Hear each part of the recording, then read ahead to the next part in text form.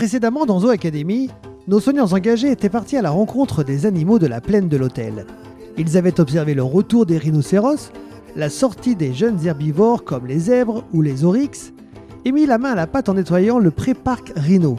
Ils avaient aussi découvert le travail de la Fondation Le Pal Nature et la création de mares pour la faune avec l'association Pivert. Quelle sera leur mission aujourd'hui ?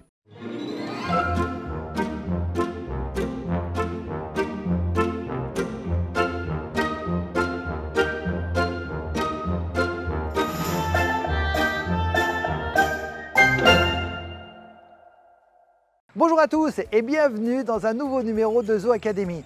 Cette semaine, place à nos soigneurs engagés qui vont partir en mission aux côtés d'Amandine de l'association Makigo pour une rencontre passionnante autour des chimpanzés. Ensemble, vous allez voir, ils vont découvrir les secrets de leur écosystème, de leur mode de vie, de leurs besoins, mais aussi de l'importance vitale des forêts et en particulier des forêts primaires, ces trésors de biodiversité qui sont aujourd'hui menacés. Un voyage entre connaissance, conscience écologique et engagement pour la planète. 3 mots essentiels dans cette émission. Alors ouvrez grand vos oreilles, mais surtout ouvrez grand votre cœur. L'aventure commence maintenant dans Zoo Academy.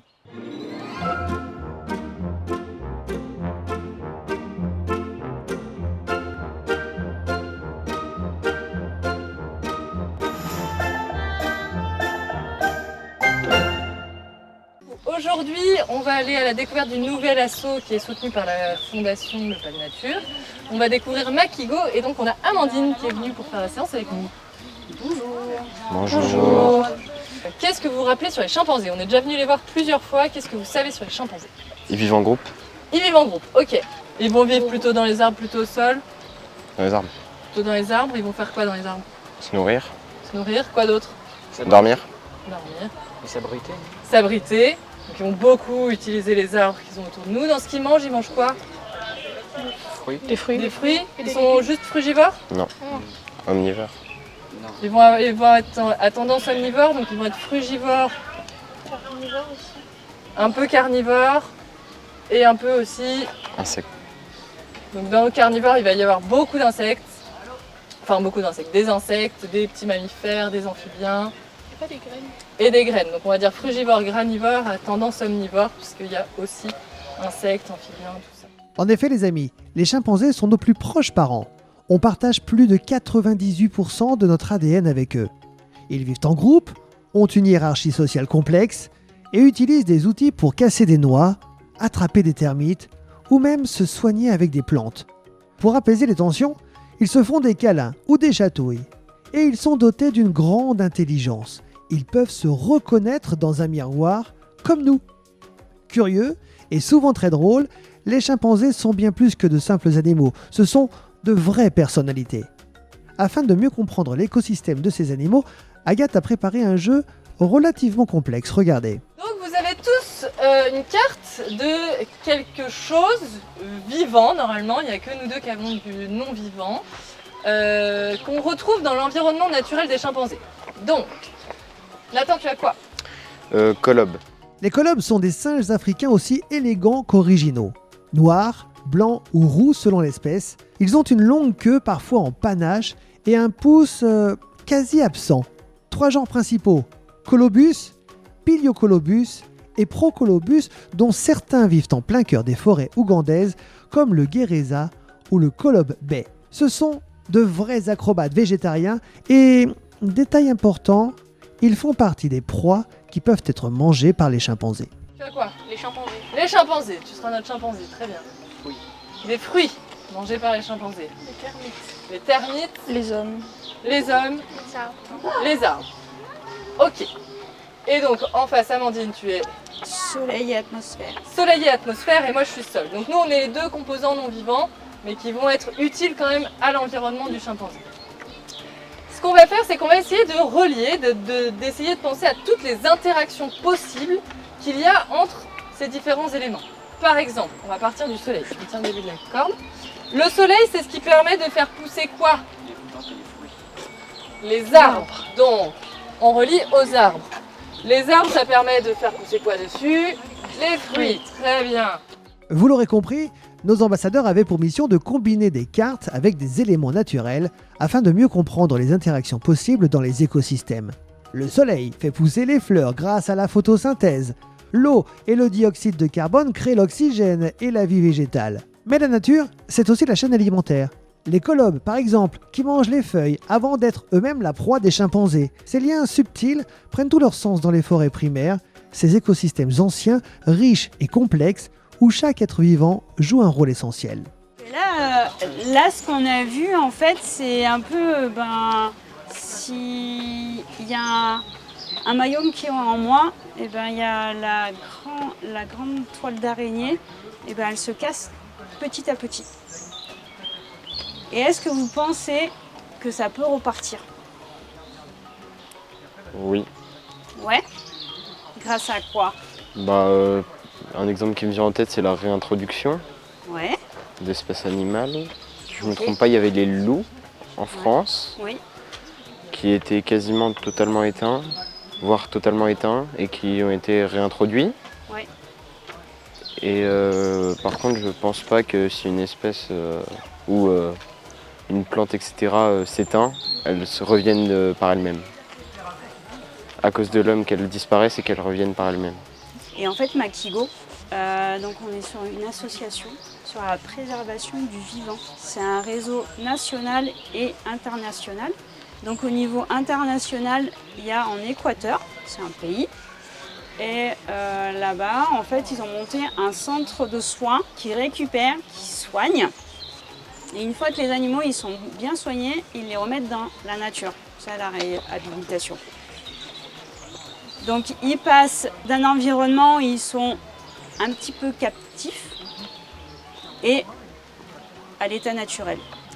Après, Makigo accompagne une association au niveau, ou un centre au niveau du Népal pour les éléphants.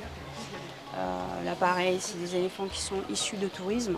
Après, il y a en France beaucoup aussi un centre pour éléphants qui sont issus de cirque. J'ai dit l'Équateur, le Népal, on voyage un petit peu. Et là, on va descendre en Afrique. En Afrique, on accompagne, on a mis en place, en fait,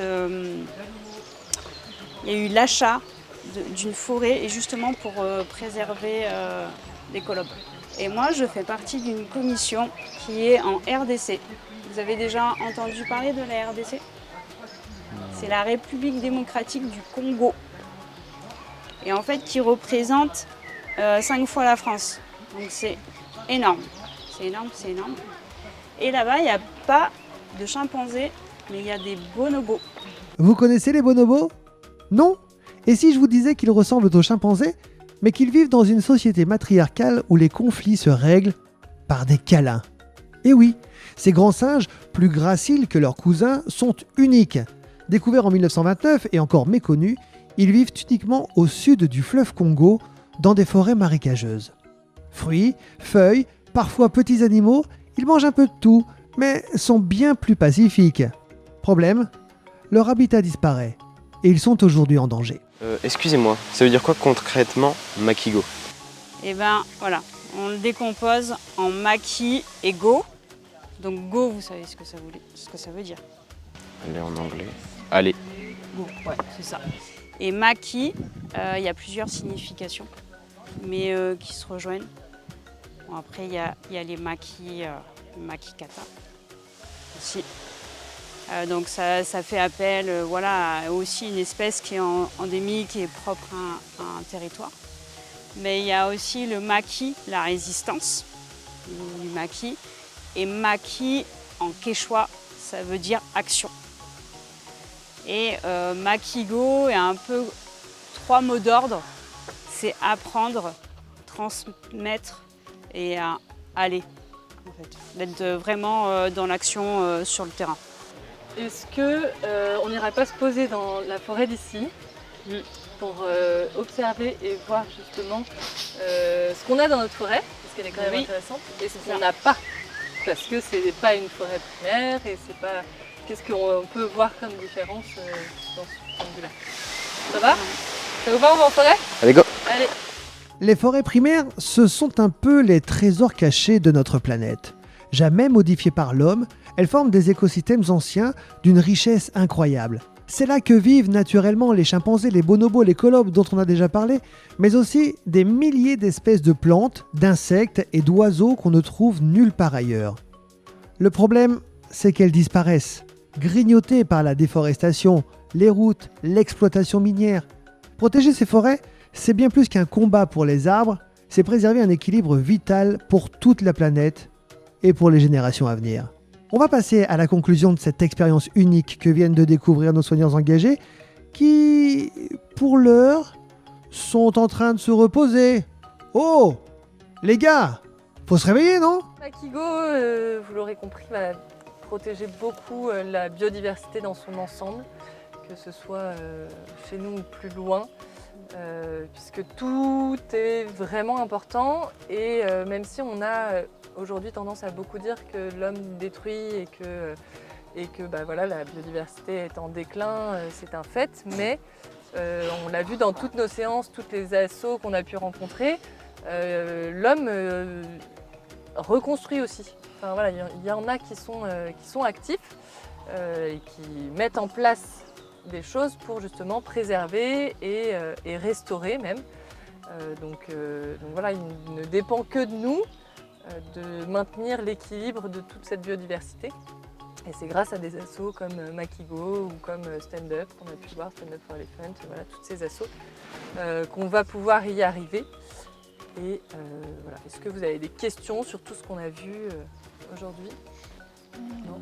Ok. Et ben on va pouvoir y aller. Alors merci beaucoup, Amandine. Merci. Au revoir.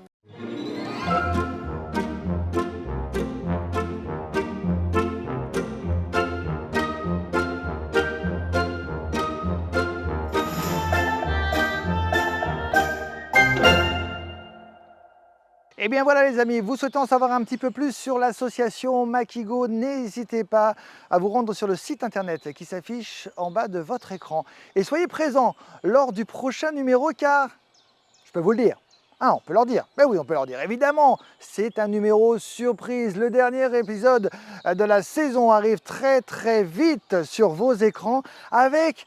Non, je ne peux pas vous en dire plus.